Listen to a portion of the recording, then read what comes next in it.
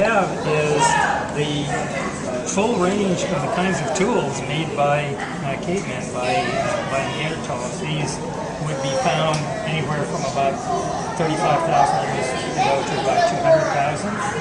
And they're really a very simple set of tools. They're stone spear points. What is that used for? That's stick on the end of a stick, and then you find something big that you want to eat, and you poke it a lot and hope it doesn't kill you.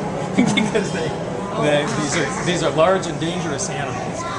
But then you have to butcher the thing, you have to cut it up. So they'll use a chip, and these chips, when you remove them from the core, that just feel very carefully for that edge. That's a real sharp edge. It's as sharp as anything, in fact sharper than the stuff that can be made today. Sharpest edge in nature. And you deliberately blunt one side of the flake, and then you can press really hard. And that's a knife. That's a knife, exactly. Hey, this is used for a spear. That's exactly right. This thing is used to shape wood. So if you're working if you want to sharpen a piece of wood, you use this like a push plank. And notice it doesn't work really fast, but then again, cavemen had all the time in the world. There's no television to watch, so you can sit around and take hours and hours to shave down a spear shaft like this. What is that's actually used as a saw or a shredding tool. What they did was they took the chip and struck off a series of small chips, separated a little bit so it produces teeth in between. Yep. And you can use it. These actually are very good for butchering. These they're called denticulates. They catch onto the meat a little bit better, so they're actually very efficient. Now that's interesting because that's actually a waste product. To make these nice flakes with the sharp edges, they had to carefully prepare a piece of rock. Now this is the absolute first stage of the process. This is a piece of flint, and I took a hammer stone and found a flat surface on it near the edge and whacked it like so. And the impact from that, the shock wave from the impact, traveled through the stone in this pattern. It's exactly the way glass breaks. As a matter of fact, the only types of rock where this will work are chemically indistinguishable from glass. This is SiO2, silicon dioxide. The only reason it's not translucent is if it's got impurities. It would be like that window glass. Yeah, you know how glass breaks with sharp edges? Okay. So, what they would do to produce a flake like this is they would very, very carefully prepare, where's my example? Prepare a core by striking off a whole bunch of flakes to produce a smooth domed surface. They then prepare the edge to be exactly 70 degrees and strike it, and off would come one of these thin chips. And they could do this multiple times. So this is actually multiple ones. Struck off the chip. So off of one rock they could get. Yeah. But what is this used for? That's actually thrown away at the end of the process. So he's showing you how you get to that. How you get to it. You rework the platform, strike it again, and then off comes the chip. And the crucial thing is you can determine the shape of the chip by the shape of the core. I produced a round core. I got a round flake. These are those are real examples. These are all over 120,000 years old. Oh my God. That's real stuff. These are fake? Those are all replicas. I mean, this is real. You want to handle that. That was actually made by something that looked like this a very long time ago. And if you want to make a spear point, you make a triangular one and then strike it, and that gives you these nice triangular. Is this the same thing as this? Like they both use for something? Yep, exactly. And don't touch that. No, that's all right. This stuff I'm happy to have people touch. The one thing I'm edgy about is this one because the edges are so sharp. These are absolutely deadly sharp edges. But those are fairly, yeah, exactly. They're fairly sharp, but still, the kinds of weapons they're using are basically stabbing. This one is sharp too because it's a knife. Yeah, so Neanderthals had to be extremely strong.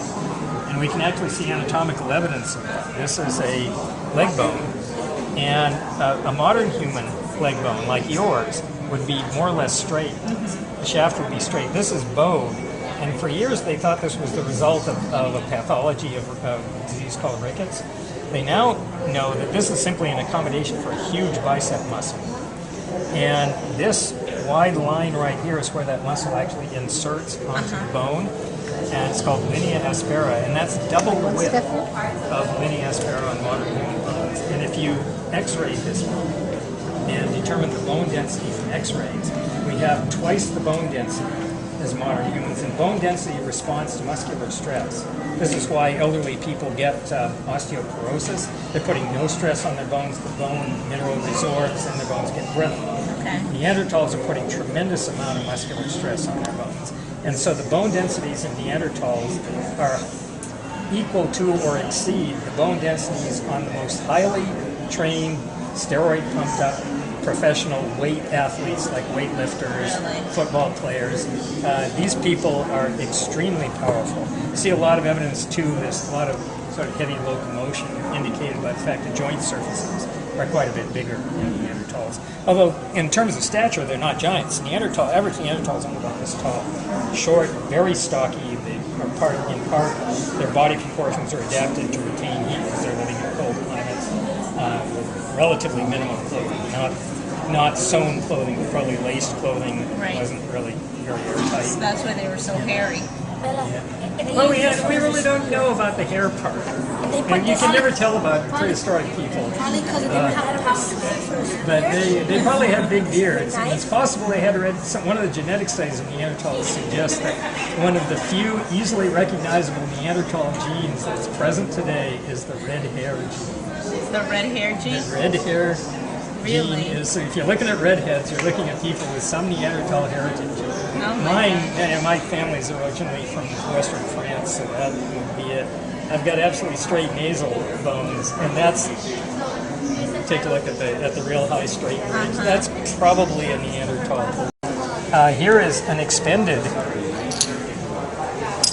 core, and as you can see, there's the big negative scar from the flake, and it's exactly the same system. And moreover, this is one of my favorite things. This is one of these cores, except they didn't do the final hit. They prepared the dome. You can see the little chips off here where they prepared the platform. And for some reason, because all they would have had to do is turn it over and like that, except I think they didn't like that angle. That angle's a little too acute. I think that's why they discarded this one without striking it. But anyway, it's an unstruck core, and this is a relatively small one, but if you want to produce these sort of perfect spear points, you can prepare the core in a triangular structure. This, for example, is a knife, and it's just a stone chip where they've taken the sharp edge that's produced on the stone chip and then deliberately blended the opposite edge. So you can hold it like this, and I'll show you something here. If you can help me with this, actually. If you just hold it really tight, a little bit close to the edge, and yeah. So as you can see, these things are really seriously sharp. Actually, this one is really dealt with. People would accidentally cut themselves. Would they have sharpened it that way, or they found it that way? Well, you produce it, and I'll show you how. This is sort of the starting point, is a chip. You feel the edge. I haven't messed with these edges. You get an idea how sharp those edges are. You can get the sharpest edge in nature in stone, a 1 molecule thick edge. No kidding. Yeah. So that's why I have the don't touch. So how did they make that? Well, they start off with a piece of flint, and flint, the only kinds of stone that will work this way are chemically similar to glass. They're silicon dioxide. This is actually identical to glass, except it's got impurities, so it's not translucent. So you strike it, a flat surface near the edge, and it sets up a shock wave. And the piece fails or breaks on the margin of the shock wave. And because it breaks in a predictable manner, people could set up cores, which is what the piece you're striking, to produce flakes where you could predict the shape of the flake. Neanderthals were really good at this. It was one of their favorite ways of doing it. And I've got a replica I did of this, where they prepared a core by removing a whole series of flakes, creating a shallow dome, shallow regular dome.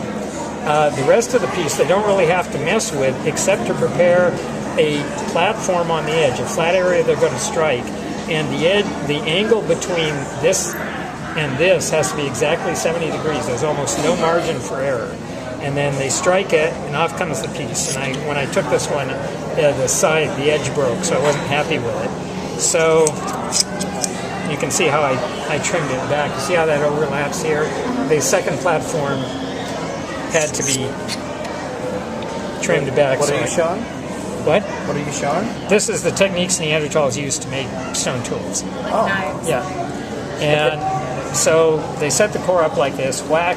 If you hit it right, and there's almost no margin for error, you got to hit it the right angle, the right force, the right place, you'll get a chip off that mirrors the shape of the core.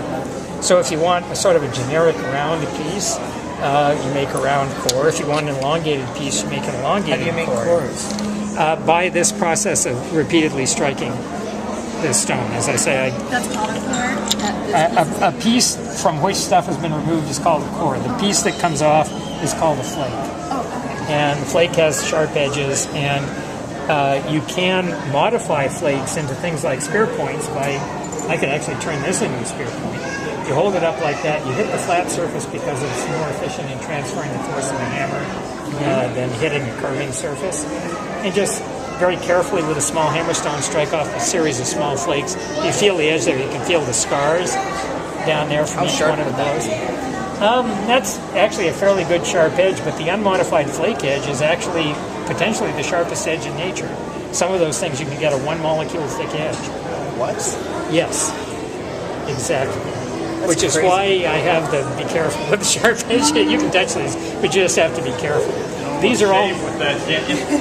indeed. You wouldn't know. It looks And- like Neanderthal. Yeah, this one you can see how, because you can see the light through it, Yeah. this would be a really thin edge. Yeah. And we know that the steps they used to make these because we actually find the waste products. This is an expended core from the production of one of these round flakes, and there's the scar from the flake removal layer, there's the scar from the flake removal layer, and we even have intermediate stages in that. Here's the dome on the core, there's the preparation of the platform they were going to hit, but I think, my suspicion is, that they didn't like that angle. It's too acute. It should be closer to 70 degrees, so they threw the core away without striking. But this is technically one hit away. You hold it like that, whack, and you should get a flake off like so. And what they're ultimately producing, and these are some real ones, they're about 140,000 years old. They're the circular thin flakes with the, if you look carefully at the ends there, the bow-shaped end, which is very characteristic of this technique. And here are 3 spear points. Would those be sharp? These are really sharp. Because And they were good at it. they're really good at it. And doing these triangular ones in particular is exceedingly difficult. You can make no mistakes setting up the core. Everything has to be right. The blow has to be right. You've got literally about a millimeter margin of error in where you Then strike how do it. they do it without any... Because they're a lot more coordinated than we think they are. The conventional view of Neanderthals is they're big, dumb, They weren't stupid, uncoordinated. they were smart. They certainly had an exceptional geometric sense, because to set the core up, you have to be thinking about how you're going to modify the volume of rock, and it's not easy. It's taken me 30 years to learn how to do this. I know a lot of good flint workers who actually can't do that at all. Do they have like specialized people in the community who would make them? Or would The chances are they didn't. Neanderthal groups are very small groups. They probably no more than 15, 20 individuals. And everybody, like most hunting-gathering societies, everybody has to be able to do everything because you're largely self-sufficient. And we do find some sloppy examples of stuff that, in fact, Art's manuscript, I was just reading a manuscript by an old professor of hers, who's talking about some of the poorly executed specimens that he found in the site, probably being good examples of children practicing, of kids just putzing around. It does take time to do this properly. And they're a lot better at it than I am. I mean, part because they're a lot stronger. They have greater hand speed. And a lot of it is hand speed and motor control. And I sit behind a desk, stand up in front of a classroom all day and look at these arms. It's pathetic compared to a Neanderthal. And so they're a lot more adept than people conventionally think they are. You can show that femur and explain the quadriceps. The other thing is Neanderthals are extremely powerful. This is a very nice cast of, actually the complete specimen reconstruction is over by the display case of the same thing. And if you look at the femur, you'll see that it's got this bend to it. Modern human femur is straighter, the shaft is straighter. And for a long time people thought the bend was the result of a disease called rickets, vitamin deficiency.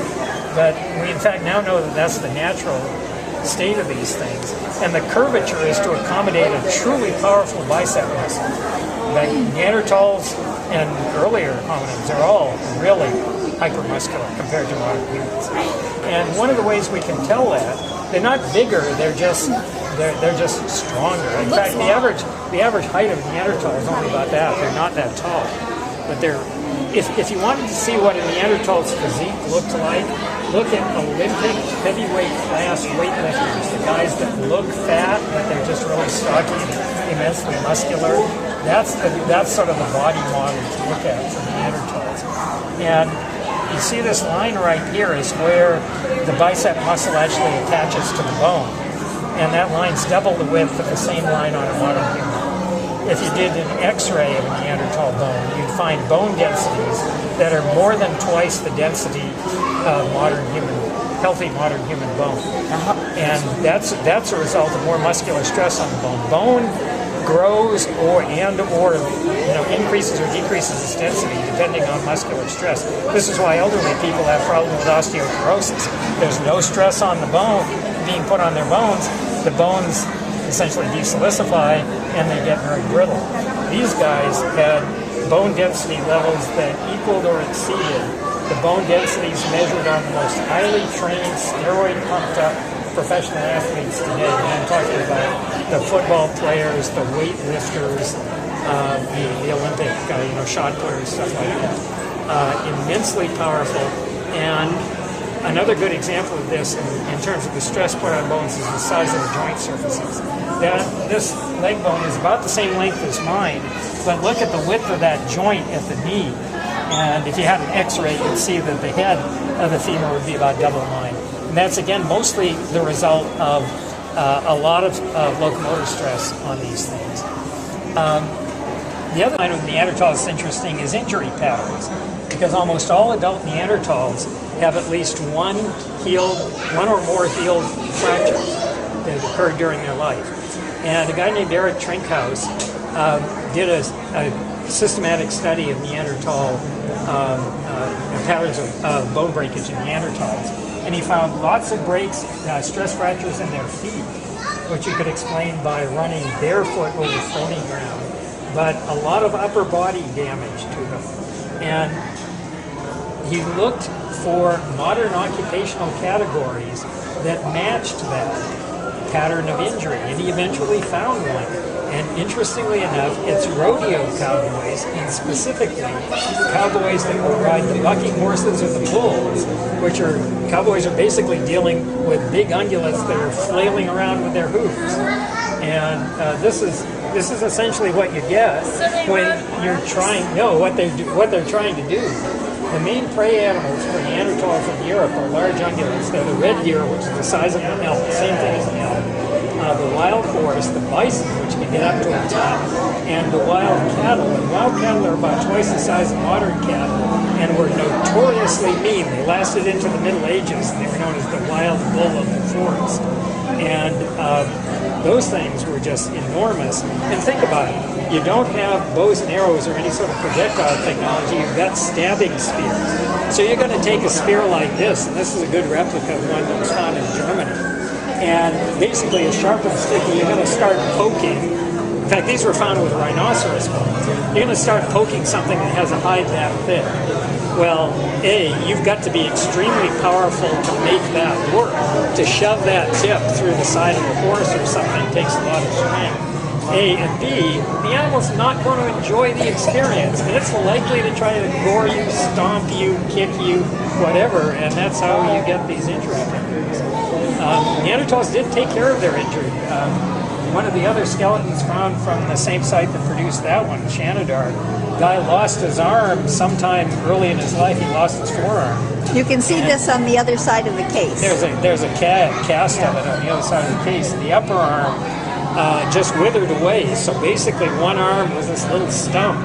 The other arm was completely healthy. So, and this guy lived, a full life, meaning lasted till his late 30s.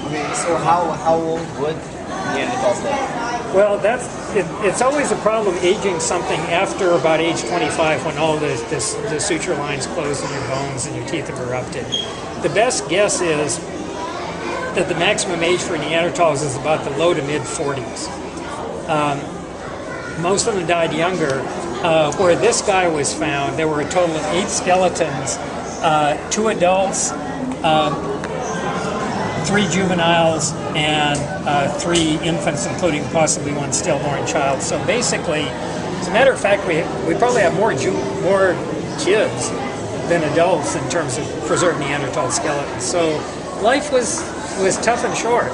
There's also evidence from the teeth that there were interruptions in tooth formation caused by malnutrition in Neanderthals, suggesting they periodically experienced significant periods of starvation when they were young. It was not an easy life. Neanderthals are living in a time period in Europe from roughly 200,000 to 35,000, where roughly 95% of that time, the Earth's climate is colder than today, and in many cases, very significantly colder than today. So they're living in boreal forest conditions. And the closest thing you'd find here is if you went up into about 500 miles north of Montreal, if you sort of did a straight shot up. I work in Montreal. Boreal forest. What? Toronto. Oh, Toronto? Oh, okay. And it is basically they're living in boreal forest environments. So it's low population density, and if you have a bad year and the reindeer migration decides to go someplace else, it doesn't come near where you're living, you can be in very serious trouble. Are they in one spot, or are they nomadic? That's actually a subject of a lot of debate at the moment. The conventional view, probably right, is that Neanderthals have what's known as a radiating settlement pattern. That is, they will find a place to stay, a rock shelter or a cave, and plunk themselves down there and go out every day, basically radiating out from that until they deplete the resources within about a 10-kilometer radius of that spot, and then they have to shift. They often return to the same place again and again over the years because there are sites, site where this thing came from here, there are sites where you have, layers in sight that are as thick as this thing is tall, where 70% of the total sediment is tools. This stuff is being used over and over again. It's for virtually all flint chips, various kinds. Is that a real skull? Oh, geez, no. This is a really high quality cast. This cast you will see on the top of the complete reconstructed Neanderthal skeleton over there. Same thing with this femur. How carefully do you have to be with the old skeletons? Many of them are extremely soft and crumbly when you encounter them, so you actually have to paint a preservative on them as they're coming out of the ground. Some others are literally hard as rocks. It can vary. The new, really early human discovery that was announced a year and a half ago in Ethiopia, a thing called Ardipithecus, that stuff was so soft coming out of the ground that they were literally down there with needles, picking off individual pieces of matrix, of soil, and then dropping a preservative onto the bone, picking it out. And that, of course, the bones had compressed in the ground and crumbled into hundreds of little pieces. So basically you got this jigsaw puzzle of stuck together dirt with a bone in it. And then in the lab, and it took them a decade to do it, they had to mine out, again with needles, all the spaces between the cracks and then stick the pieces together. And it took them, I say, for the Ardipithecus fossil, it took about 11 years to prepare that single, it was I'd say a complete skeleton. It was a partial skeleton. These are replicas. These things are real. These are real tools over here. These are replica. Those are real bones. These are examples of how. Now, what type of rock is this? That's flint. This is flint? Yeah. That's As in, like flint and steel. created Yes. sparks? Yeah. European. Matter of fact, the last use of that in Europe was as gun flints. What? That's actually what? What kind of rock is it? Oh, the type of rock. This is a stuff. It's chemically similar to flint. It's called chert. This actually comes from Indiana. How did they make these tools by like Percussion, by striking. striking? Yeah, this is, I've got a model here. This is a natural flint nodule, and you just take a hammerstone, and you have to find a flat surface so you transfer the force of the blow efficiently. Strike near the edge. From the impact point, a shock wave starts going through the tool, and the shock wave starts out as a little cone. Have you ever seen a piece of glass break with a small object will hit it? It forms a little conical hole. Well, that's how it starts. It's a little cone, and then I won't go into the physics of it. It changes into a bulge and then flattens out. And You have to find the right point to. yeah, you have to strike it. So here, if I wanted to make something like this, I'd strike here, and I'd turn it over and use that flat surface and hit there and take off a chip there, and then alternate around the edge, so the rough out will end up looking like this. And So you get all of that stuff off. yeah, you get all of the weathered surface is called the cortex. You get rid of the cortex, and then if you want to be real fancy, you could use most of these flakes that come off. I could take this and turn it into a scraping tool, or even into a spear. It's thin enough to turn into a spear, just by holding it like this and taking a small hammerstone and striking on the edge like that. So where's the hammerstone that you were saying? This thing? That one, I just started to use that. You can see the blunting. This is a hammerstone I've used for about 25 years, and it started out as a thing about that long. It was gradually So now this thing, down. how does this hurt your hand when you hit? If you're careful, it doesn't. You have to be careful. There's certain things that flint knappers should never do. Never hold your hammerstone like this, because when you follow through, you're going to chop your fingers off. You always hold it like this, where you're going to strike, where your hand is never exposed to the edges of the blade. Like that. So you Are make you one making yourself? them right there? Are you making them? Here?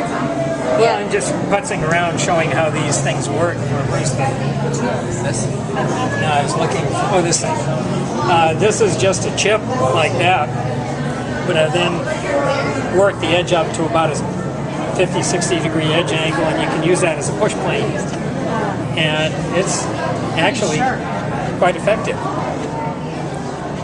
Are you And trying to see that? So that's a stick and he's attached. And you just, and what they do is so can I touch this? Is it metal? of course, yeah. So what, they would take all of the bark off this? To make it smooth.